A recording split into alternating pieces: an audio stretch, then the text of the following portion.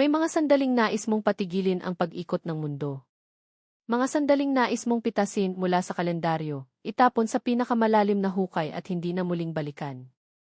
Para kay Elara Reyes, ang sandaling iyon ay ngayon, sa harap ng pintuan ng kanilang munting tahanan, habang ang mga daliri niya ay naninigas sa ibabaw ng doorknob na bakal. Hindi ang paparating na dilim ang nagpapalamig sa kanyang mga kamay, kundi ang kapirasong puting papel na nakadikit sa kayumangging pintura ng pinto. Isang papel lang. Ngunit ang bigat nito ay parang bigat ng buong mundo na nakapatong sa kanyang mga balikat. Final notice eviction. Nakasulat sa malalaki at mapulang letra. Walang emosyon, walang awa. Ang bawat salita ay parang matatalas na pako na tumutusok sa kanyang dibdib. Humigpit ang kapit niya sa strap ng kanyang bag na puno ng mga tinamaang test paper ng kanyang mga estudyante. Biglang naging mababaw ang kanyang paghinga, at ang tanging naririnig niya sa katahimikan ng hapon ay ang malakas at mabilis na dagundong ng sarili niyang puso. Ito na. Ito na ang kinatatakutan niya sa loob ng maraming buwan. Ang anino na sumusunod sa kanya sa bawat paggising, sa bawat pagod na pag-uwi mula sa eskwela. Ang aninong pilit niyang tinataguan, pilit na iwinawaksi sa kanyang isipan. Ngayon, ang anino ay nagkahugis na, nakadikit sa mismong pintuan na dapat sana isimbolo ng kanilang seguridad. Dahan-dahan, na parang isang magnanakaw sa sariling pamamahay, maingat niyang tinanggal ang tape sa mga gilid ng papel. Nanginginig ang kanyang kamay. Bawat kaluskos ng papel ay parang sigaw sa kanyang pandinig. Maingat niyang tiniklop ang papel sa maliliit na bahagi, hanggang sa naging isa na lamang itong maliit na kwadrado, at mabilis na isinilid sa pinakailalim na bulsa ng kanyang bag. Itinago niya ito na parang isang nakakahiyang krimen. Isang katibayan ng kanyang pinakamalaking kabiguan. Sumilik siya sa kaliwat kanan ng kanilang eskinita. Wala namang tao. Walang kapitbahay na nakakita. Ngunit pakiramdam niya ay hubad siya, na ang lihim ng kanilang kahirapan ay nakasulat na sa kanyang noo para mabasa ng lahat. Huminga siya ng malalim, pilit na pinapakalma ang sarili, bago dahan-dahang pinihit ang doorknob. Pagpasok niya sa loob, sumalubong sa kanya ang amoy ng ginigisang bawang at sibuyas. Isang amoy na dapat sana'y nagbibigay ng kapanatagan ng pakiramdam na siya'y nakauwi na. Ngunit ngayon, ang bango ng nilulutong hapunan ay parang lason na kumakalat sa kanyang sistema, nagpapaalala sa kanya ng normalidad na malapit nang mawala sa kanila. "O ate, andyan ka na pala." Ang masiglang boses ni Leo, ang kanyang 10 taong gulang na kapatid, ang pumunit sa katahimikan. Nakaupo ito sa kanilang maliit na mesa, abala sa pagguhit sa kanyang assignment. "Pasensya na, ginabi ako," sagot ni Elara, pilit na pinapangiti ang kanyang mga labi. Ang ngiting iyon ay parang isang mabigat na maskara na isinuot niya sa kanyang pagod na mukha. "Sakto lang ang dating mo, anak. Luto na ang sinigang," sabi naman ng kanyang ina, si Aling Martha, habang lumalabas mula sa kusina, may daladalang isang mangkok na umuusok pa. Ang mga ngiti sa mukha ng ina, ang mga gatla ng pagod at pagmamahal, ay lalong nagpabigat sa dibdib ni Elara. Paano niya sasabihin sa kanila? Paano niya sasabihin sa kanyang inang may sakit sa puso at sa kanyang kapatid na ang tanging inaatupag ay ang kanyang pag-aaral, na sa loob ng ilang araw ay wala na silang babalikan pang tahanan? Ang hapunan ay naging isang pagtatanghal. Si Elara ang bida, gumanap sa papel ng isang mapagmahal na ate at anak na walang dinadalang problema. Tumawa siya sa mga kwento ni Leo tungkol sa kanilang field trip. Pinuri niya ang luto ng kanyang ina, sinasabing ito ang pinakamasarap na sinigang na natikman niya sa buong buhay niya. Bawat tawa, bawat papuri ay isang kasinungalingan. Bawat subo ng kanin at sabaw ay parang buhangin na bumabara sa kanyang lalamunan. Ang bigat na nakatuping papel sa kanyang bag ay naroon, nararamdaman niya. Isang malamig at matigas na bagay na nagpapaalala sa kanya ng katotohanan. Siya ang ate. Siya ang haligi ng tahanan mula nang pumanaw ang kanilang ama. Sa kanya sila umaasa. At ngayon, bibigyan niya sila. "Ate, okay ka lang? Parang ang lalim ng iniisip mo," puna ni Leo habang umunguya ng kangkong. Nagulat si Elara. Nahuli ba siya? "Ah, wala. Iniisip ko lang yung lesson plan ko para bukas." Medyo marami kasi, mabilis niyang palusot. Ngumiti ang kanyang ina. "Magpahinga ka na pagkatapos nito, anak. Huwag mong masyadong pagurin ang sarili mo." Tumango lang si Elara. Kung alam lang nila na hindi pagod sa trabaho ang gumugupo sa kanya, kundi ang takot. Matapos ang hapunan, nagpaalam siyang lalabas sandali. May bibilhin lang po ako sa kanto, sabi niya, para lang makatakas, para lang makahinga. Ang apat na sulok ng kanilang bahay ay unti-unting sumisikip, kinukulong siya kasama ang kanyang mga lihim. Naglakad siya sa pamilyar na mga kalye na ngayon ay parang naging dayuhan sa kanyang paningin. Ang bawat ilaw sa poste, bawat tahol ng aso, bawat nagdaraang jeep ay nagpapatingkad lamang sa kanyang kalungkutan. May isang lugar lang siyang nais puntahan. Isang lugar kung saan kahit paano'y pansamantalang gumagaan ang lahat. Ang kapihan sa kanto. Mula sa labas, ang mainit na ilaw nito ay parang isang imbitasyon. Pumasok siya, at ang aroma ng kape at bagong lutong tinapay ay tila isang yakap. Umupo siya sa kanyang paboritong pwesto, sa tabi ng bintanang salamin, kung saan tanaw niya ang mga taong naglalakad sa labas. Dito, pakiramdam niya ay isa lang siyang anino, isang tagamasid, malayo sa kanyang mga problema. Nakita niya si Marco sa likod ng counter. Ang barista na may pinakamaligamam na ngiti at mga matang laging parang may sariling kwento. Hindi na niya kailangang umorder. Sa araw-araw na pagpunta niya rito, kabisado na ni Marco ang kanyang gusto. Pinanood niya itong kumilos.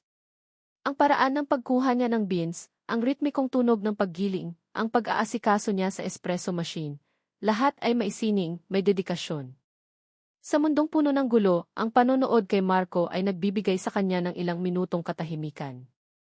Ilang sandali pa, lumapit si Marco sa kanyang mesa. Dala nito ang isang puting tasa. Inilapag niya ito ng dahan-dahan sa kanyang harapan. Sa ibabaw ng kape ay may latte art ng isang dahon ng pako. Isang fern. Para sa pag-asa, mahinang sabi ni Marco, kasama ang isang maliit na ngiti, bago magalang na tumalikod at bumalik sa counter. Pag-asa. Napatingin si Elara sa kape. Ang salitang iyon ay parang isang sampal. Paano siya aasa kung nasa bingit na siya ng kawalan? Ang ganda ng dahon ng pako sa ibabaw ng kape ay parang isang pangungutya sa pangit na katotohanan ng kanyang buhay. Nagsimulang pumatak ang ulan sa labas. Maliliit na guhit ng tubig ang dumadaloy sa salamin ng bintana, ginagawang malabo ang tanawin sa labas, katulad ng kanyang kinabukasan. Tinitigan niya ang kanyang refleksyon sa madilim na salamin, isang babaeng pagod ang mga mata at may pilit na ngiti sa labi. At doon, sa gitna ng amoy ng kape at sa saliw ng mahinang musika, hindi na niya napigilan. Isang butil ng luha ang pumatak mula sa kanyang mata, sinundan ng isa pa. Mabilis niyang tinakpan ang kanyang bibig, pinipigilan ang hikbing gustong kumawala mula sa kanyang dibdib. Pinahid niya ang mga luha, pero wala itong tigil sa pag-agos. Ang init ng kape sa kanyang harapan ay hindi sapat para pawiin ang lamig ng panghihina na bumabalot sa kanyang buong pagkatao. Kailangan na niyang umalis, bago pa siya tuluyang humagulgol sa harap ng maraming tao. Mabilis niyang inayos ang kanyang gamit, nanginginig pa rin ang mga kamay. Sa kanyang pagmamadali, sa kanyang pagkalito, nadulas ang kanyang bag mula sa kanyang balikat. Blag! Kumalat sa sahig ang laman nito, mga notebook, ballpen, at ang sandamakmak na libro. Ang tunog ay umalingaw sa tahimik na kapihan. Isang huling kahihiyan sa gabing puno na ng kamalasan. Napapikit siya sa inis. Bago pa man siya makayuko, nasa tabi na niya si Marco. Mabilis itong lumuhod at nagsimulang pulutin ang kanyang mga gamit. Walang salita, walang tanong. Tumutulong lang. Salamat, nautal niyang sabi. Yumuko na rin siya para tulungan ito. At sa pag-abot nila sa iisang libro, ang kanyang mga daliri ay dumampi sa mga daliri nito. Isang kislap. Isang mumunting kuryente na gumapang sa kanyang braso, sapat na para patigilin ang kanyang paghinga. Mabilis niyang binawi ang kanyang kamay na parabang napaso. Nag-angat ng tingin si Marco. Ang mga mata nito, sa malapitan, ay mas malalim pa kaysa sa inaakala niya. Walang paghuhusga, walang awa. Tanging isang sinserong pag-aalala na tumago sa lahat ng pader na itinayo niya sa paligid ng kanyang puso. Tumayo si Marco at iniabot sa kanya ang mga libro. Sa sandaling iyon, ang hangin sa pagitan nila ay napuno ng isang hindi maipaliwanag na tensyon. Tinitigan siya ni Marco ng diretso sa mata, at sa isang boses na malumanay ngunit puno ng bigat, sinabi nito ang mga salitang mananatili sa kanyang isipan ng matagal. Kahit anong mangyari, sabi nito, huwag kang susuko. Ang mga salita ay binitawan sa hangin, naiwan doon, habang si Elara ay nakatayo lang, hawak ang mga libro sa kanyang dibdib, hindi alam kung iyon ba ay isang pangako, isang utos, o isang propesya na susubok sa lahat ng natitira pa sa kanya. Pinanood ni Marco de Leon si Elara habang naglalakad itong papalayo sa kapihan, yakap-yakap ang mga librong muntik ng kumalat sa sahig. Ang ulan ay humina na, tila nakikiramay sa pagtila rin ng kanyang mga luha. Nakatayo lang si Marco sa likod ng counter, ang mga kamay ay nakapatong sa malamig na ibabaw ng espresso machine, ngunit ang init ng pagdampi ng kanilang mga daliri kanina ay nananatili pa rin sa kanyang balat. Huwag kang susuko. Ang mga salitang iyon ay kusa na lamang lumabas sa kanyang bibig. Hindi plinano. Isang bulong ng kanyang kaluluwa na nais umabot sa kaluluwa ni Elara. Nakita niya ang lahat. Nakita niya ang bigat sa mga balikat nito sa bawat pagpasok sa pinto. Nakita niya ang mga pilit ng ngiti na hindi umaabot sa mga mata. At kanina, nakita niya ang pagbagsak ng mga luha nito habang nakatingin sa sariling refleksyon sa bintana. Bawat patak ng luha ni Elara ay parang kumikirot sa sarili niyang dibdib. May kung anong bahagi sa kanya ang gustong tumakbo para habulin ito, hawakan ang braso nito, at sabihin, ako ang bahala. Hayaan mong tulungan kita. Ngunit paano? Paano siya tutulong bilang si Marco, ang simpleng barista na ang tanging kayamanan ay ang abilidad na gumawa ng masarap na kape? Ang tulong na kaya niyang ibigay ay limitado, katulad ng buhay na pinili niyang kalagyan ngayon. Bumalik siya sa pagliligpit, ang bawat kilos ay mabagal at puno ng iniisip. Habang pinupunasan niya ang tasa na ginamit ni Elara, hindi niya maiwasang isipin ang babae. Para sa iba, si Elara Reyes ay isa lamang sa maraming customer. Isang guro na laging pagod, laging seryoso. Ngunit para sa kanya, si Elara ay isang obra maestra ng katatagan. Isang rosas na tumutubo sa semento. Hinahangaan niya ito.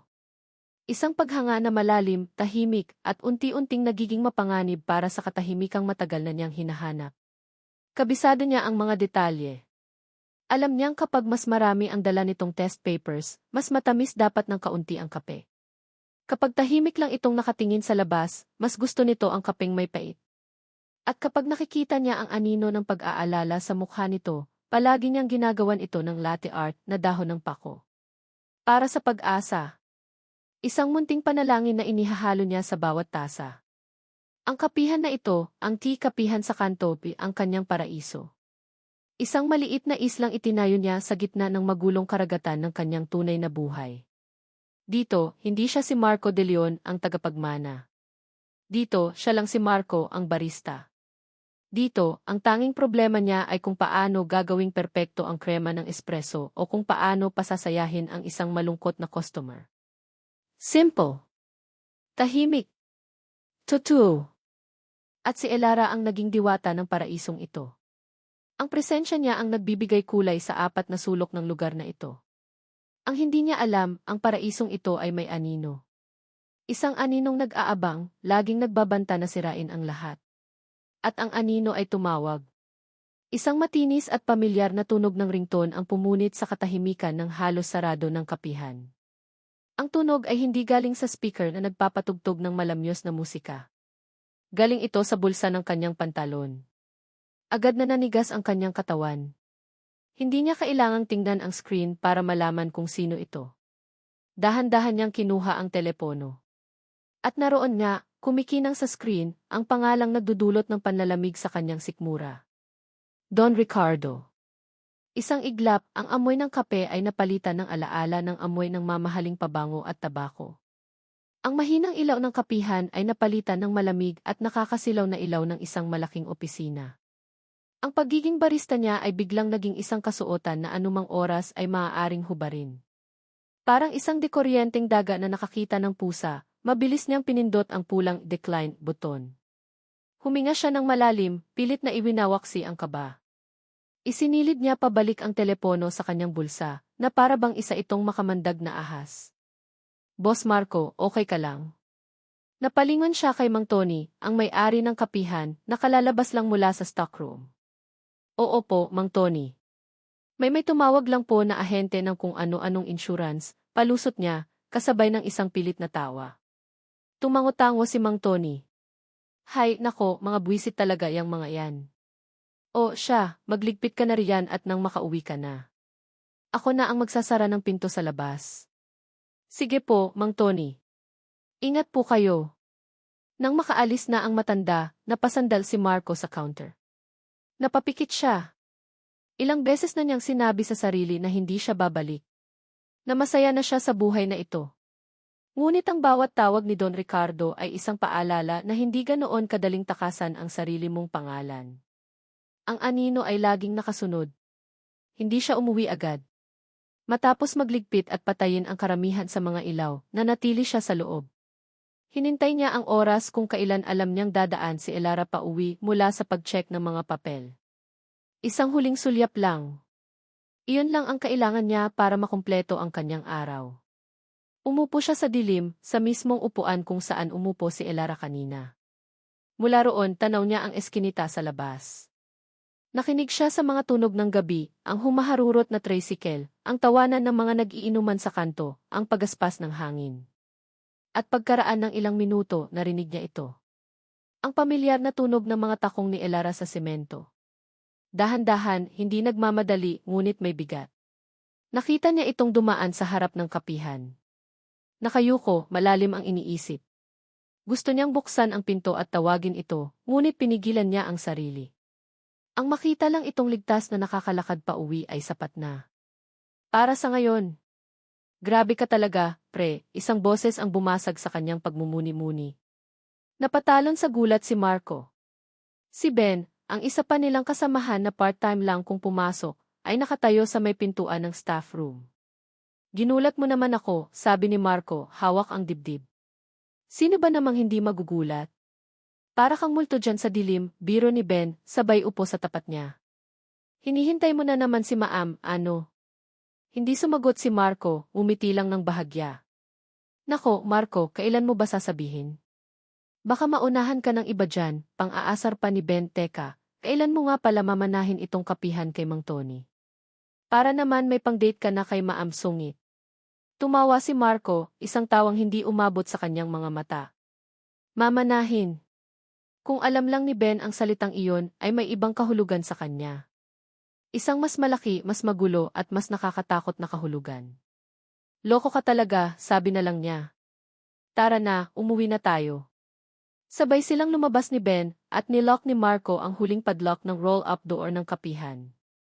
Ang tunog ng pagkalansing ng bakal ay parang tunog ng pagsasara ng pinto sa kanyang paraiso. Ngayon, kailangan na naman niyang harapin ang realidad sa labas. Nagsimula siyang maglakad patungo sa sakayan ng jeep. Ang gabi ay malamig. Ang hangin ay may dalang ambon. Ang kanyang mga iniisip ay lumilipad pabalik kay Elara, sa bigat na dinadala nito. At sa tawag ni Don Ricardo, sa aninong humahabol sa kanya. Habang papaliko siya sa kanto, isang liwanag ang tumama sa kanyang mga mata. Isang itim na itim at makintab na sasakyan, isang Mercedes-Benz, ang huminto sa tapat mismo ng kapihan sa kanto. Ang sasakyan ay hindi bagay sa simpleng kalye na iyon. Parang isang agila na napadpad sa pugad ng mga maya. Bumukas ang pinto sa passenger side. Lumabas ang isang lalaking naka-Amerikana, matangkad at may malamig na tindig. Ang mukha nito ay pamilyar. Isa sa mga tauhan ng kanyang ama. Huminto ang mundo ni Marco. Ang lalaki ay hindi tumingin sa kanya. Nakatitig ito ng diretsyo sa nakasaradong pinto ng kapihan sa kanto, na para bang alam nitong naroon lang siya kanina. Pagkatapos ay dahan-dahan nitong iginala ang paningin sa paligid. Mabilis na kumilos si Marco. Sa isang iglap, nagtago siya sa likod ng isang poste ng kuryente, ang puso niya ay dumadagundong sa kanyang dibdib. Naramdaman niya ang malamig na pawis sa kanyang noo. Huwag kang lilingon dito. Huwag kang lilingon dito, bulong niya sa sarili na parang isang panalangin. Nakita niyang kinuha ng lalaki ang telepono nito, may sinabi at pagkatapos ay sumakay na pabalik sa kotse. Umalis ang sasakyan ng kasing tahimik ng pagdating nito, nag-iwan lamang ng bakas ng mamahaling usok at isang matinding takot sa puso ni Marco. Natagpuan na nila siya. Ang anino ay hindi na lang isang boses sa telepono. Mayroon na itong mukha at alam na nito kung saan matatagpuan. Alam na nila kung saan siya matatagpuan. Nanatili si Marco sa likod ng poste ng kuryente, ang magaspang na semento ay malamig sa kanyang likod. Ang kanyang mga paa ay parang mga ugat na bumaon sa lupa, hindi makagalaw. Pinanood niyang mawala sa dilim ang mga pulang ilaw sa likuran ng itim na kotse, ngunit kahit wala na ito, ang imahe nito ay nakatatak pa rin sa kanyang isipan, nagniningas na parang isang babala. Ang kapihan sa kanto. Ang kanyang munting mundo. Ang kanyang paraiso. Hindi na ito ligtas. Ang anino ng kanyang ama, ni Don Ricardo de Leon, ay nakahanap na ng paraan para makapasok. Hindi sa pamamagitan ng isang tawag na maaari niyang i-decline, kundi sa pamamagitan ng isang pisikal na presensya, isang mensaheng hindi maikakaila, kahit saan ka magtago, mahahanap kita. Isang alon ng matinding takot ang bumalot sa kanya, isang takot na mas malalim kaysa sa pag-aalala para sa sarili niyang kapakanan. Bigla, ang mukha ni Elara ang pumasok sa kanyang isipan. Ang pagod nitong mga mata, ang pilit ng ngiti, ang mga luhang pinipigilan. Paano kung isama nila si Elara sa gulo na ito? Paano kung makita siya ng mga tauhan ng kanyang ama na kasama ni Elara? Ang ideya ay parang isang matalim na kutsilyo na humiwa sa kanyang dibdib. Ang babaeng gusto niyang protektahan mula sa sarili nitong mga problema ay maaari niyang mailagay sa mas malaking kapahamakan. Ang pagiging malapit niya kay Elara ay hindi na lang isang simpleng paghanga, ito ay isang panganib. Ang paraiso niya ay maaaring maging impyerno para dito. Sa wakas, nagkaroon siya ng lakas para humakbang. Bawat yabag niya palayo sa kapihan ay mabigat. Ang pamilyar na daan pa uwi ay biglang naging isang mapanganib na lugar. Bawat anino sa eskinita ay tila may anyo ng lalaking naka-Amerikana. Bawat headlight ng sasakyan na dumaan ay nagpatindig ng kanyang mga balahibo. Ang katahimikang hinahanap niya sa lugar na ito ay biglang naging isang nakakabinging banta. Pagdating niya sa kanyang maliit na apartment, mabilis niyang isinara at nilock ang pinto. Sumandal siya rito, pinakikinggan ang mabilis na tibok ng kanyang puso. Ito ang kanyang lungga, ang kanyang kuta. Ngunit ngayon, pakiramdam niya ay isa itong kulungan. Tumingin siya sa paligid. Ang mga simpleng gamit, isang lumang sofa, isang maliit na mesa, at ang kanyang gitara na nakasandal sa sulok. Ito ang mga simbolo ng kanyang kalayaan. Isang buhay na simple, walang pangalan, walang obligasyon. Isang buhay na pinili niya kapalit ng mga mansyon, mamahaling sasakyan, at ng isang apelidong kasing sinungaling ng mga kontratang pinipirmahan nito. Ngayon, ang lahat ng iyon ay parang isang panaginip na malapit ng magwakas. Ang anino ng De Leon ay napakahaba, kayang abutin kahit ang pinakasulok na eskinita ng Quezon City. Umupo siya sa sofa, sa gitna ng dilim. Hindi na niya binuksan ang ilaw. Ang dilim ay nagbibigay ng kaunting kapanatagan na para bang maaari siyang magtago rito. Ngunit ang ingay ay wala sa labas. Nasa loob ng kanyang ulo. Ang boses ng kanyang ama, makapangyarihan at malamig. Ang imahe ng itim na kotse. Ang mga mata ni Elara na puno ng pag-asa. Ang kanyang telepono, na nakasilid sa kanyang bulsa, ay biglang parang naging isang bloke ng yelo. O baka isang nagbabagang uling. Hindi niya masabi. Ang alam lang niya, mabigat ito. Napakabigat. Dahan-dahan, kinuha niya ito. Sa kadiliman ng kanyang apartment, ang liwanag mula sa screen ay tila isang spotlight na nakatutok sa kanyang pagkatalo. Naroon pa rin ang listahan ng mga missed calls, lahat ay may iisang pangalan, Don Ricardo. Isang pamilyar na galit ang umakyat sa kanyang lalamunan. Ang galit na iyon ang nagtulak sa kanya para iwan ang lahat 2 taon na ang nakalipas. Ang galit na iyon ang naging gasolina niya para mabuhay ng mag-isa, para patunayan sa kanyang sarili at sa mundo na hindi niya kailangan ng pangalang De Leon. Ngunit ngayon, ang galit ay may kasamang takot. Tinitigan niya ang telepono. Isang maliit na bagay, ngunit ito ang tanikala na nag-ugnay sa kanya sa mundong pilit niyang tinatakasan. Ilang beses na niyang naisip na itapon ito, basagin, durugin hanggang sa maging abo. Ngunit alam niyang walang saysay. Ang pagbasag sa telepono ay hindi magbubura sa kung sino siya. Ang pagtakbo ay hindi nagpatigil sa anino na sumunod. Pinatunayan iyon ng itim na kotse kanina. Napasabunot siya sa sariling buhok. Ang kanyang paraiso ay isang ilusyon. Isang napakamakasariling ilusyon. Itinayo niya ito para sa kanyang sarili, para sa kanyang kapayapaan, nang hindi iniisip na ang mga pader nito ay gawa lamang sa salamin, marupok at anumang oras ay maaaring mabasag. At si Elara, napasandal siya sa sofa, ang kanyang paghinga ay mabigat. Si Elara ay nasa loob ng kanyang paraiso. Isang inosenteng bisita na walang kamalay-malay na ang lugar na pinupuntahan niya para sa kapayapaan ay ang tagpuan ng isang takas at ng mga humahabol dito.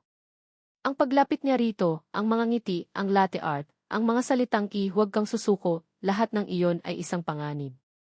Ang bawat interaksyon nila ay parang paglalagay ng target sa likod ni Elara. Ang pamilya De Leon ay hindi naglalaro ng malinis. Alam niya iyon. Para sa kanila, ang lahat ay collateral damage sa ngalan ng negosyo at kapangyarihan. Napapikit siya ng mariin. Kailangan niyang lumayo. Kailangan niyang lumayo kay Elara para protektahan ito. Kailangan niyang iwan ang tikapihan sa kanto bago pa mahuli ang lahat. Ang sakit ng ideyang iyon ay mas matindi pa kaysa sa takot na nararamdaman niya para sa sarili. Ang pag-iwan sa kapihan ay pag-iwan sa nag-iisang bagay na nagpasaya sa kanya sa loob ng 2 taon. Pag-iwan kay Elara. Isisisik. Vibrate ang telepono sa kanyang kamay, nagdulot ng munting panginginig sa kanyang braso. Hindi ito isang tawag. Isang text message. Nanginig ang kanyang daliri habang binubuksan ito. Mula sa numerong alam na alam niya. Mula kay Don Ricardo. Ang mensahe ay maikli, ngunit ang bigat ay parang isang martilyo na dumagan sa kanyang dibdib. Hindi ito isang tanong. Hindi ito isang pakiusap. Isa itong deklarasyon. Hihintayin kita sa hapunan bukas. Say he. Walang di anak. Walang ti kamusta ka na. Tanging isang malamig na utos na nakabalak kayo bilang isang imbitasyon. Ang mga inisyal sa dulo, ACT, ay parang isang selyo ng pagmamay-ari. Isang paalala na siya pa rin si Don Ricardo, ang hari, at si Marco ay isang alagad na kailangang sumunod. Tapos na ang laro.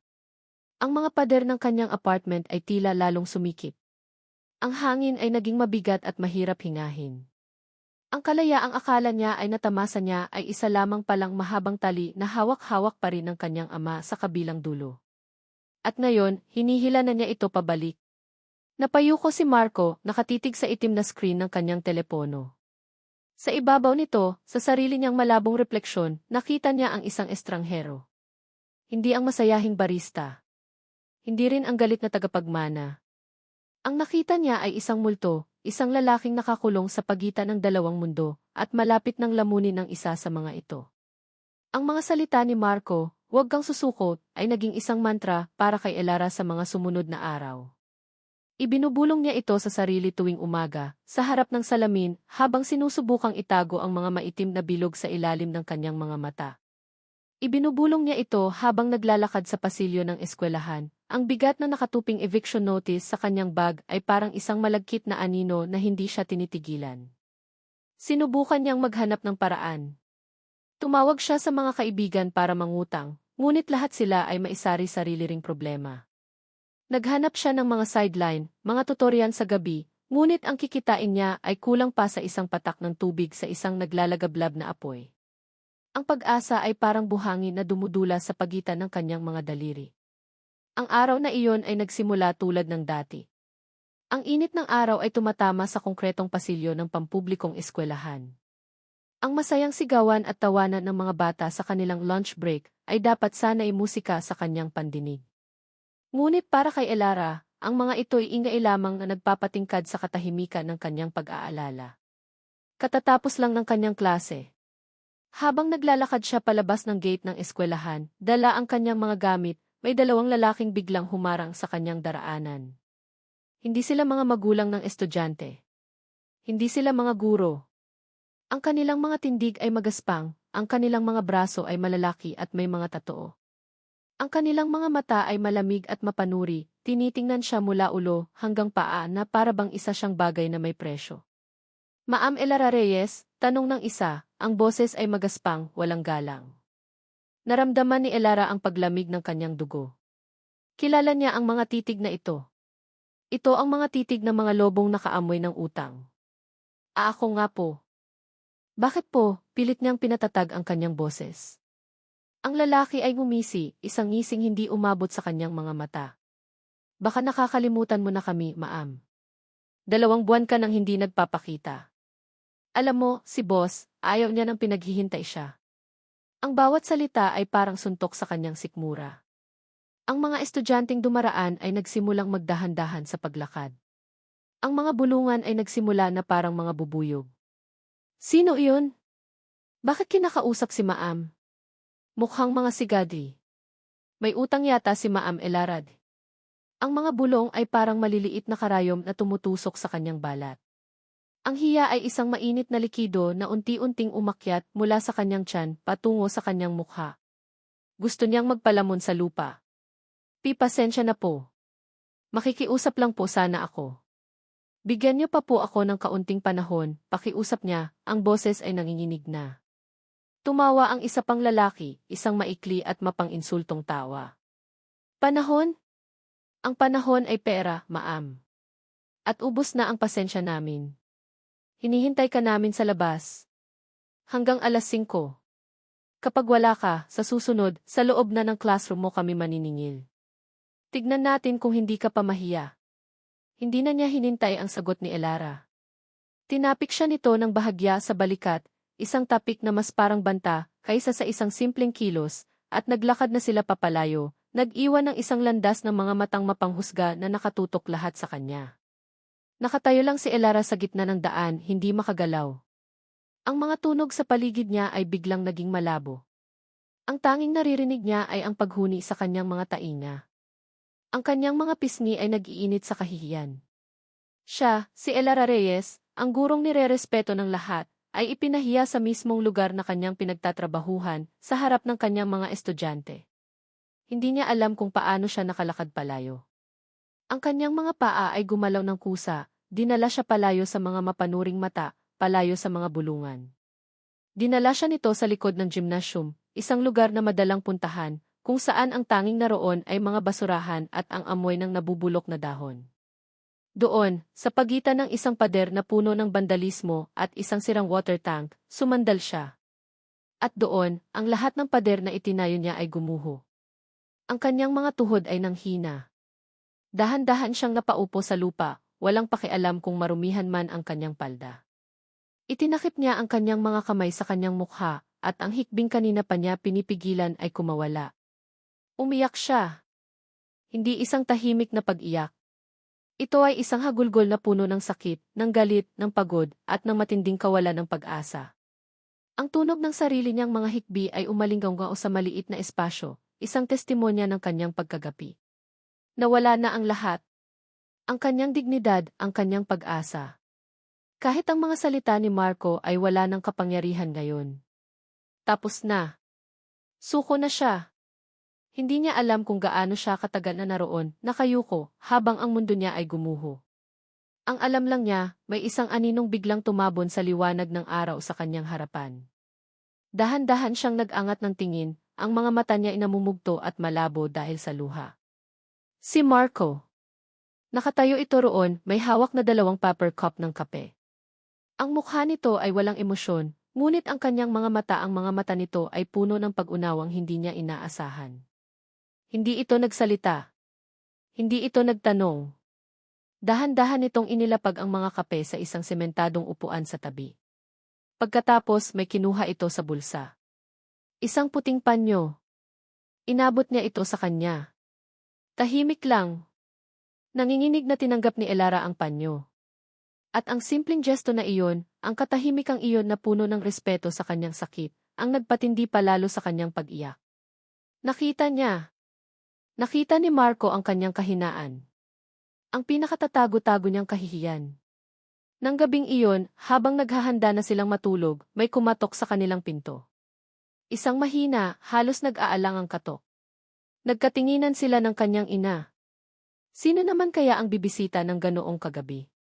Binuksan ni Elara ang pinto, at ang puso niya ay halos tumalon palabas ng kanyang dibdib.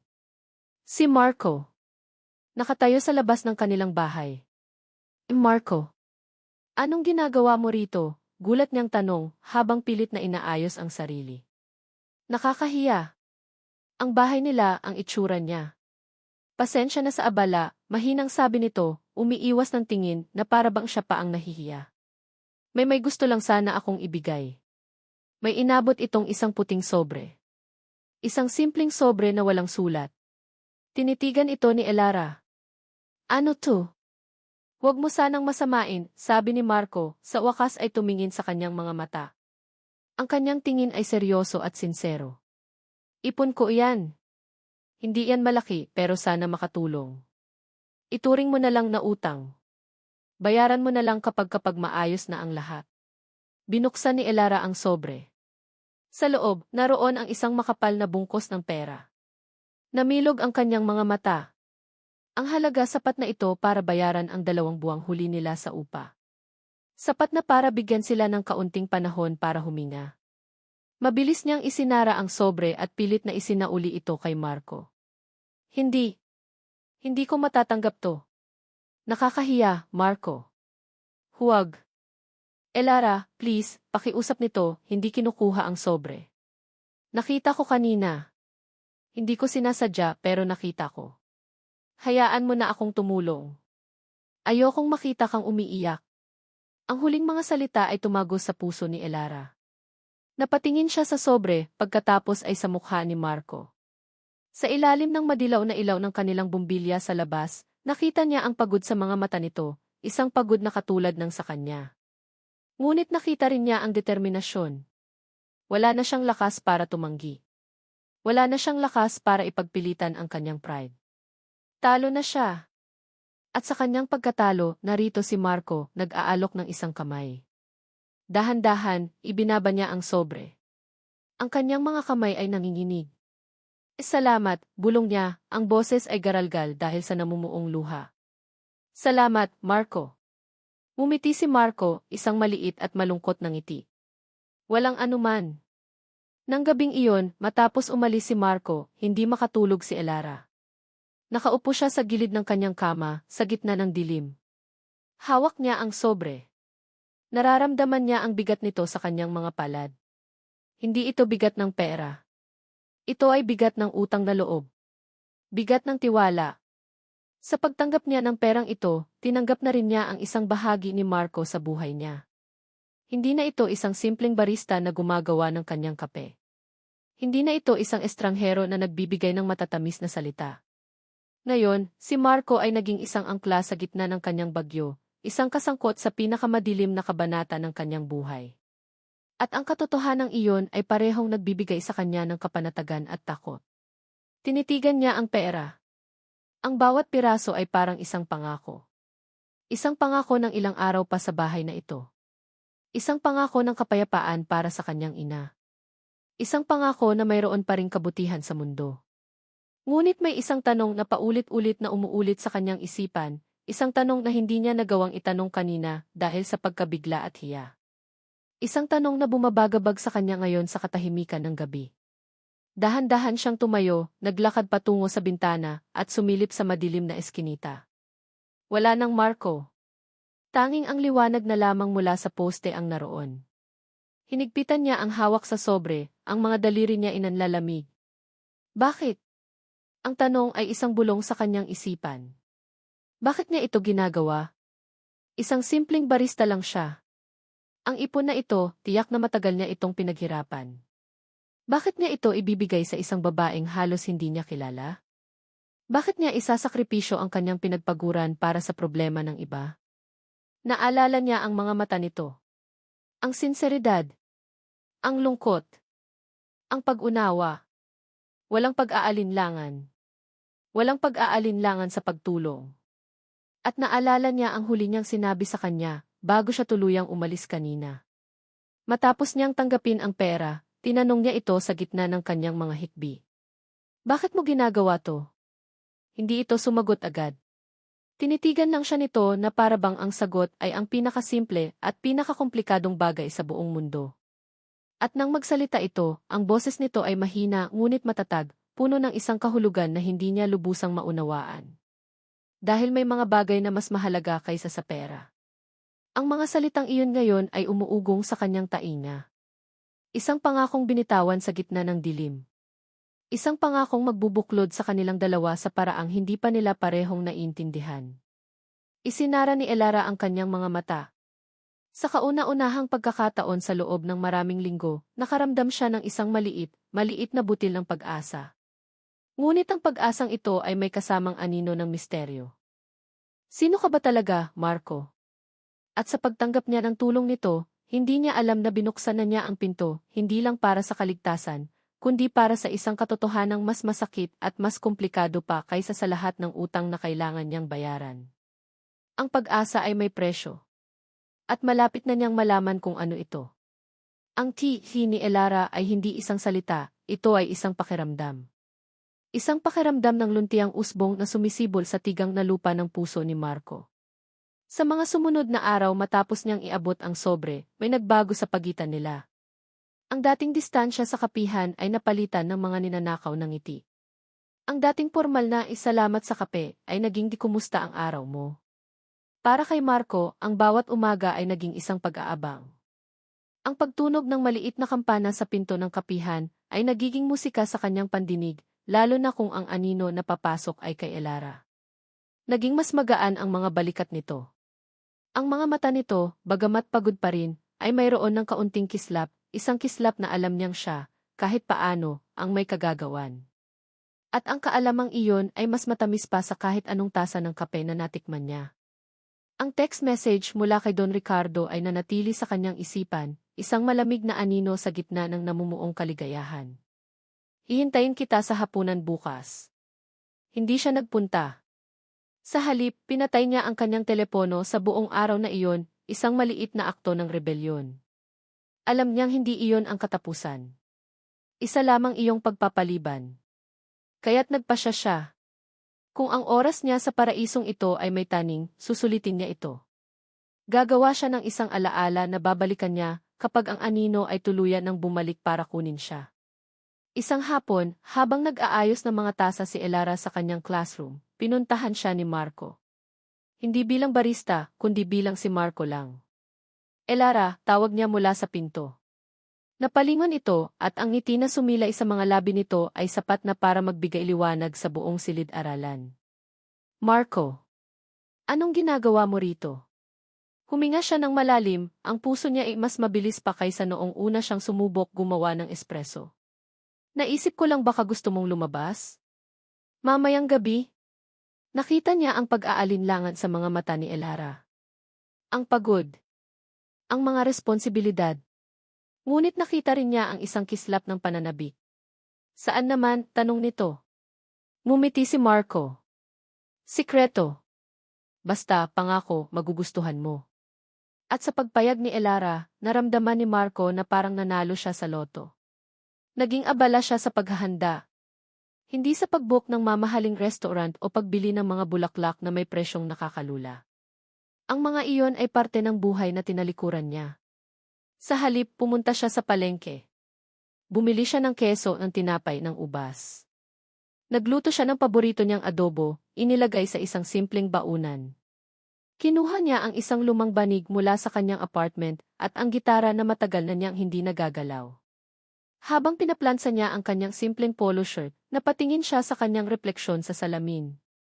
Isang ordinaryong lalaki naghahanda para sa isang ordinaryong date. Ngunit ang pakiramdam ay hindi ordinaryo. Ito ay ekstraordinaryo. Ang nerbiyos at pananabik na ito ang totoong buhay. Sinundo niya si Elara malapit sa bahay nito. Paglabas nito, natigilan si Marco. Nakasuot ito ng isang simpleng bestidang kulay asul. Nakalugay ang buhok nito. At sa unang pagkakataon, wala ang bigat ng mundo sa mga balikat nito. Ang babaeng nasa harap niya ngayon ay hindi lang isang guro o isang ate. Siya si Elara. Saan ba talaga tayo pupunta? Tanong nito habang naglalakad sila patungo sa sakayan. Malapit na, sagot lang niya, hawak ang isang picnic basket. Hindi sila sumakay sa isang magarang kotse. Sumakay sila sa isang tricycle na umakyat sa isang matarik at palikulikong daan. Huminto sila sa isang lugar na tila dulo na ng mundo. Isang burol na hindi pa gaanong nadidiskubre, kung saan ang tanging naroon ay matataas na damo at ang tahimik na hangin ng gabi. Nandito na tayo, sabi ni Marco. Inalalayan niya si Elara sa pag-akyat sa pinakatuktok. At nang marating nila ito, sabay silang napahinto. Sa kanilang harapan, nakalatag ang buong syudad. Isang kumikinang na kumot ng libu-libong bituin sa lupa. Ang mga ilaw ng gusali, ng mga sasakyan, ng mga tahanan, lahat ay kumikislap, isang buhay na konstelasyon. Narinig ni Marco ang mahinang paghanga ni Elara. Wow, bulong nito. Ang ganda di. Inilatag ni Marco ang banig sa damuhan. Inilabas niya ang pagkain. Umupo sila, magkatabi, habang ang hangin ng gabi ay dahan-dahang yumayakap sa kanila. Walang ingay ng mga busina, walang sigawan. Tanging ang mahinang huni lang ng mga kuliglig at ang tibok ng kanilang mga puso. Hindi ko alam na may ganitong lugar dito, sabi ni Elara, ang mga mata ay hindi maalis sa tanawin. Ito ang sikreto kong lugar, pag-amin ni Marco. Kapag pakiramdam ko kinakain na ako ng syudad, dito ako tumatakas. Nagbahagi sila ng mga kwento sa ilalim ng mga totoong bituin sa langit. Mga kwentong simple at totoo. Ikinuwento ni Marco ang pangarap niyang magkaroon ng sarili niyang kapihan balang araw, isang maliit na lugar lang kung saan kilala niya ang lahat ng customer. At doon, sa unang pagkakataon, nagkwento si Elara tungkol sa kanyang ama. Hindi sa malungkot na paraan, kundi sa paraang puno ng pagmamahal at paghanga. Si Papa, engineer siya, sabi niya, ang boses ay malambing. Palagi niyang sinasabi sa akin, anak, ang pinakamatibay na pundasyon ay hindi semento, kundi katapatan. Sobrang-sobrang tapat niyang tao.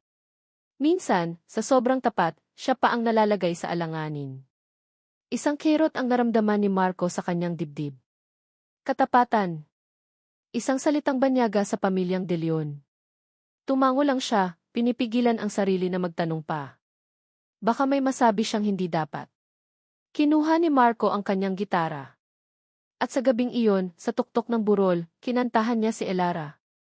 Mga simpleng awit ng pag-ibig at pag-asa. Ang boses niya ay hindi perpekto, ngunit puno ito ng emosyon. At habang kumakanta siya, nakatitig lang siya kay Elara. Nakita niya itong pumikit, ninamnam ang musika, at sa unang pagkakataon mula nang makilala niya ito, nakita niya ang isang tunay, dalisay, at walang halong ngiti. Nang matapos ang kanta, nanatili ang katahimikan. Isang katahimikang komportable. Isang katahimikang puno ng kuryente. Ang kanilang mga balikat ay halos magkadikit. Ang mga mata nila ay nagtagpo. Dahan-dahan, na parang may sariling isip, gumalaw ang kamay ni Marco. Inalis niya ang ilang hibla ng buhok na tumatabing sa mukha ni Elara. Ang kanyang mga daliri ay dumampi sa pisngi nito. Mainit. Malambot. Bumaba ang tingin niya sa mga labi nito. Bahagyang nakaawang. Isang imbitasyon. Dahan-dahan siyang lumapit. Nararamdaman niya ang init ng hininga nito. Naririnig niya ang pagbilis ng sarili niyang paghinga. Isang pulgada na lang. Isang malakas na tunog ng tambutso ng motorsiklo mula sa malayo ang bumasag sa sandali. Bigla silang nagkailangan. Parehong nahiya, parehong namula. Tumawa sila ng bahagya. Isang tawang alanganin, ngunit puno ng kilig. Gabi na pala, sabi ni Elara. Kailangan ko nang umuwi. Habang naglalakad sila pauwi sa eskinita malapit sa bahay ni na Elara, ang pakiramdam ay magaan. Ang gabi ay naging perpekto. Para kay Marco, ito na iyon. Ito ang buhay na gusto niya. Ito ang kaligayahang kaya niyang ipaglaban. Naniwala siya, kahit sa sandaling iyon, na kaya niyang itago ang kanyang nakaraan magpakailanman. Nasa tapat na sila ng pinto ni na Elara. Salamat, Marco, sabi ni Elara, ang mga mata ay nagniningning. Salamat sa gabing to. Walang anuman, sagot niya, ayaw pang matapos ang gabi. At sa sandaling iyon, sa gitna ng kanilang matamis na pamamaalam, isang matinis na tunog ang muling pumunit sa kanilang mundo. Ang ringtone ng kanyang telepono. Agad na naniga si Marco. Ang lamig ay gumapang mula sa kanyang mga paa paakyat sa kanyang batok. Bakit niya binuksan ulit ang telepono niya? Tanga! Sa pagmamadali niyang kunin ito mula sa kanyang bulsa para patayin, sa kanyang pagkataranta, isang daliri niya ang maling napindot. Ang burden key answer button. Bago pa man niya ito mailayo sa kanyang tainga, isang boses ang umalingaw mula sa speaker, malinaw at malakas sa katahimikan ng gabi. Isang boses na malamig, makapangyarihan at walang bakas ng anumang emosyon. Marco, alam kong nasaan ka. Umuwi ka na. Nakita ni Marco ang pagbabago sa mukha ni Elara. Mula sa ngiti, naging pagtataka at pagkatapos ay pagkalito. Ang pangalan sa screen na hindi niya na nagawang itago ay kumikinang sa dilim, Don Ricardo. Ang paraiso ay gumuho. Ang anino ay hindi na nagbabanta. Nandito na ito. Ang gabing iyon ay isang panaginip. Kahit ngayong nakahiga na siya sa kanyang kama, sa katahimikan ng kanyang silid, dala-dala pa rin ni Elara ang init ng kamay ni Marco sa kanyang pisngi, ang himig ng gitara nito sa kanyang tainga, at ang lasa ng adobo ni to sa kanyang panlasa. Ang tanawin mula sa tuktok ng burol ay nakatatak sa kanyang isipan, isang dagat ng mga artipisyal na bituin na sumasalamin sa mga totoong bituin sa kalangitan. Sa unang pagkakataon sa napakatagal na panahon, nakaramdam siya ng gaan. Hindi lang dahil sa perang ibinigay ni Marco na pansamantalang nagbigay sa kanila ng espasyo para huminga, kundi dahil sa pakiramdam na may isang taong nakakakita sa kanya, hindi bilang guro, hindi bilang ate, kundi bilang si Elara. Ngunit ang panaginip ay may kasamang tinik. Isang tinik na matalas at malamig. Ang boses mula sa telepono. Marco, alam kong nasaan ka. Umuwi ka na. Ang mga salitang iyon, puno ng otoridad at pag-aari, ay paulit-ulit na umuulit sa kanyang isipan. At ang reaksyon ni Marco, ang biglaang pamumutla, ang takot sa kanyang mga mata, ang pagkataranta na mabilis na patayin ang tawag, ay hindi tugma sa imahe ng simpleng barista na kanyang kilala. Ang Marco na kasama niya sa burol ay kalmado at masayahin. Ang Marco na humarap sa teleponong iyon ay isang taong may tinatakbuhan. Sino si Don Ricardo? At bakit ganoon na lamang ang epekto nito kay Marco? Sa mga sumunod na araw, pilit niyang iwinaksi ang mga tanong na iyon. Pilit niyang pinaniwalaan na baka isa lamang iyong istriktong ama o kamag-anak. Ngunit ang binhi ng pagdududa ay naitanim na. Napansin niya ang maliliit na bagay. Ang paraan ng pagtingin ni Marco sa labas ng kapihan tuwing may dumaan na magarang sasakyan. Ang bahagyang paninigas ng kanyang katawan tuwing may papasok na customer na nakasuot ng Amerikana. At naalala niya. Isang hapon, ilang linggo na ang nakalipas. Isang itim na kotse, tulad na nakita niya kagabi malapit sa kanila, ang huminto sa tapat ng kapihan. May bumabang lalaking nakasuit. Hindi niya ito pinansin noon, inakalang may sadya lang sa kabilang tindahan. Ngunit ngayon, sa konteksto ng tawag ni Don Ricardo, ang alaalang iyon ay nagkaroon ng ibang kahulugan. Sabado. Araw ng paglilinis. Habang nag-aayos si Elara ng mga lumang libro, lumapit ang kanyang ina, si Aling Martha, may dalang isang maliit at maalikabok na kahon na gawa sa kahoy. Anak, itago mo na itong mga gamit ng papa mo. Baka masira lang dito sa sala, sabi ng kanyang ina. Ang boses nito ay malumanay, ngunit may bakas ng kalungkutan. Binuksan ni Elara ang kahon. Sa loob, naroon ang mga alaala ng kanyang ama. Ang kanyang lumang AC bilang engineer. Ang paborito niyang ballpen. Ang isang rolyo ng mga lumang blueprint. At sa ilalim ng lahat, naroon ang isang folder na puno ng mga papel. Nay, ano po itong mga to? Tanong ni Elara. Kinuha ni Aling Martha ang isang litrato mula sa kahon. Isang kupas na litrato nila ng kanyang asawa noong mga bago pa lamang silang magkasintahan. Mga sulat lang iyan tungkol sa utang, anak, sabi nito, ang boses ay nanginig. Mula pa noong nagsisimula ang problema natin. Itapon mo na lang yan. Masakit lang sa ulong balikan. Isang butil ng luha ang pumatak mula sa mata ni Aling Martha at tumama sa litrato. Mabilis niya itong pinunasan. Nakaramdam ng kirot si Elara. Ang utang na ito, hindi lang ito numero sa papel. Ito ang dahilan ng pagod ng kanyang ina, ng maagang pagkamatay ng kanyang ama, ng mga gabing hindi siya makatulog. Niyakap niya ang kanyang ina. Okay lang, Nay. Ako na po ang bahala rito. Nang gabing iyon, matapos matulog ang lahat, hindi mapakali si Elara. Dala-dala ang kahon, pumasok siya sa kanyang maliit na silid. Isinara niya ang pinto, binuksan ang kanyang desk lamp, at ibinuhos ang laman ng folder sa ibabaw ng kanyang mesa. Gusto niyang malaman. Kailangan niyang malaman. Paano nagsimula ang lahat ng ito? Isa-isa niyang tiningnan ang mga papel. Karamihan ay mga resibo at mga sulat mula sa bangko. Ngunit sa ilalim, may mga papel na iba ang itsura. Mga legal document. Ang papel ay naninilaw na, ang mga letra mula sa makinilya ay medyo malabo na. Mga demand letter. Mga notice of default. Ang mga petsa ay mula pa sa 5 taon na ang nakalipas. Habang binabasa niya ang mga ito, naramdaman niya ang galit at awa para sa kanyang ama. Nakikita niya sa mga sulat na ito ang kanyang pakikipaglaban. Ang kanyang desperasyon. At doon, sa isang sulat na may pinakamapulang tatak ng key urgent, nakita niya ito. Isang pangalan na nakasulat sa letterhead sa itaas. Hindi ito pangalan ng bangko. Hindi ito pangalan ng isang tao. Ito ay pangalan ng isang kumpanya. De Leon Holdings, Inc. De Leon T.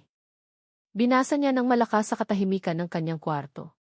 Parang isang pamilyar na himig na hindi niya maalala kung saan narinig. De Leon. Paulit-ulit niyang binigkas ang pangalan, hinahayaan itong gumulong sa kanyang dila. May kung anong kumukurot sa kanyang alaala. Isang koneksyon na hindi pa niya mabuo. Ang tunog ay may dalang bigat, isang anino na katulad ng naramdaman niya noong gabing tumawag si Don Ricardo. Ngunit inisip niya, ang A. De Leon ay isang pangkaraniwang apelyido. Maraming De Leon sa Pilipinas.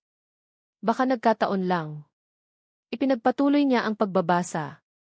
Nakita niya ang mga sulat ng kanyang ama na nagmamakaawa para sa karagdagang palugit. Nakita niya ang mga teknikal na report na isinumite nito na nagsasabing may depekto ang materyales na ibinigay sa proyekto, kaya't naantala ang konstruksyon. At nakita niya ang mga sagot mula sa De Leon Holdings, malamig, formal at walang awa. Tinatanggihan ang lahat ng kanyang reklamo, iginigiit na ang lahat ng problema ay kasalanan ng kanyang ama. Isang malaking kasinungalingan. Kilala niya ang kanyang ama. Masyado itong metikuloso at tapat para magkamali ng ganoon kalaki. May mali. May hindi tama sa kwentong ito. Isang malamig na agos ang gumapang sa kanyang gulugod. Ang mga letra sa papel ay tila nagsimulang sumayaw sa harap ng kanyang mga mata. D.L. Eon H. Old Ingis, ang tunog nito sa kanyang isipan ay parang isang mabagal na pagtunog ng kampana ng kamatayan. Pinulot niya ang kanyang luma at mabagal na laptop. Binuksan niya ito at ang tunog ng pag-andar nito ay parang isang makinang humuhukay ng isang libingan. Nanginginig ang kanyang mga daliri habang tinatype niya ang mga salitang iyon sa search bar ng internet. De Leon Holdings, Inc. Pinindot niya ang enter. Ang unang resulta na lumabas ay ang official website ng kumpanya. Ngunit hindi iyon ang nakakuha ng kanyang pansin. Ang pangalawang resulta. Isang link sa isang malaking online news portal. Ang headline, na nakasulat sa malalaking itim na letra, ay tila isang suntok sa kanyang mukha. Zas Ricardo De Leon, Real Estate Mogul, celebrates 30th anniversary at De Leon Holdings. Don Ricardo De Leon. Napahawak si Elara sa kanyang bibig. Ang kanyang puso ay nagsimulang dumagundong ng napakabilis, na parang isang kabayong gustong kumawala sa kanyang dibdib. Hindi. Hindi maaari. Isang napakalaking pagkakataon lang ito. Nanginginig, pinindot niya ang link. Nagload ang artikulo at isang malaking litrato ang bumungad sa kanya. Isang litrato ng isang matandang lalaki, nasa mga 60 anyos, nakasuot ng mamahaling Amerikana. Ang kanyang buhok ay medyo may puti na, ngunit ang kanyang tindig ay matikas. Ang kanyang mga mata ay matalas at malamig, puno ng kapangyarihan at pagwawalang bahala. Siya si Don Ricardo De Leon. Ang hari ng isang imperyo na nagpahirap sa kanyang pamilya. Ngunit hindi ang mukha ng matanda ang nagpatigil sa pag-ikot ng mundo ni Elara. Sa tabi nito, bahagyang nasa likuran, ay isang binatang lalaki. Nakasuot din ito ng Amerikana, ngunit halatang hindi komportable. Ang kanyang buhok ay maayos na nakasuklay, ngunit may ilang hibla na tila gustong kumawala. At ang kanyang ngiti. Isang pilit na ngiti. Isang ngiting pamilyar na pamilyar sa kanya. Kahit na ang litrato ay kuha ilang taon na ang nakalipas, kahit na ang ayos nito ay iba, kahit na ang damit nito ay pangmayaman, hindi siya maaaring magkamali. Kilala niya ang ngiting iyon. Kilala niya ang mga matang iyon, kahit pa may bahid ng lungkot. Kilala niya ang porma ng kanyang mga labi. Ayon si Marco. Ang kanyang Marco. Ang simpleng barista. Ang lalaking kumanta para sa kanya sa tuktok ng burol. Ang lalaking nagbigay sa kanya ng pera mula sa sarili nitong kiipon. Ang lalaking nagsabing may mga bagay na mas mahalaga kaysa sa pera. Ang laptop ay halos madulas sa kanyang mga kamay. Napatitig siya sa screen, ang kanyang mga mata ay nanlalaki sa hindi makapaniwalang katotohanan. Paulit-ulit niyang tinitigan ang mukha ng binata sa litrato, pagkatapos ay ipinipikit ang kanyang mga mata, inaalala ang mukha ni Marco sa kapihan. Magkahawig? Hindi. Sila ay iisa. Ang buong mundo niya ay gumuho sa pangalawang pagkakataon. Ngunit ito ay mas masakit. Mas malala. Ang eviction notice ay masakit. Ang paniningil sa eskwelahan ay nakakahiya. Ngunit ito ay isang pagtataksil na tumagos hanggang sa kaibuturan ng kanyang kaluluwa. Ang kabaitan. Ang tulong. Ang date. Ang kanta. Ang halos halik. Lahat ay isang kasinungalingan. Isang malaking, nakakasukang kasinungalingan. Hindi siya tinulungan ng isang simpleng barista.